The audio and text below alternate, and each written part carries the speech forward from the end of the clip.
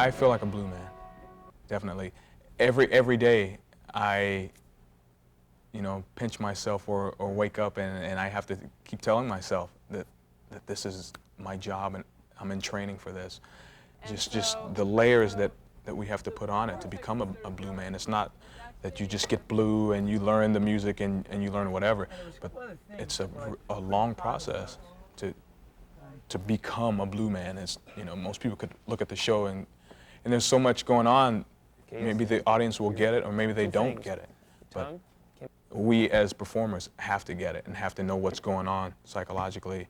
And so the audience can, maybe one person may look and say, oh, I got it. And that's what our job is. The question is, are we putting a mask over when we put on the blue character? Are we really peeling this off?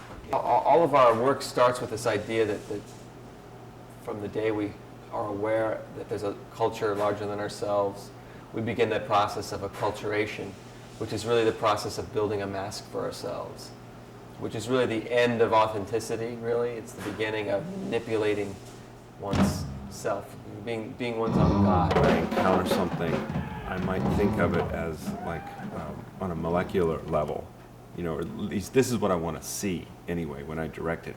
I want to see a character who looks really, really intelligent, like he might be able to deduce the history of a Twinkie wrapper through the last 150 years of human culture. But on the other hand, I want him to have the kind of focus and hunger and singularity of purpose that an animal has. We're constantly working with the actors to make sure that they don't get seduced by the audience's applause and laughter, because at a certain point the ratio of serious to comedic starts to go away from the comedic in the show. Once we sort of hook them in, I think we use the comedy to sort of get their attention, get hold of their insides a little bit. And then it starts to sort of diminish a little bit, and we take it into more of this sort of visual, visceral realm.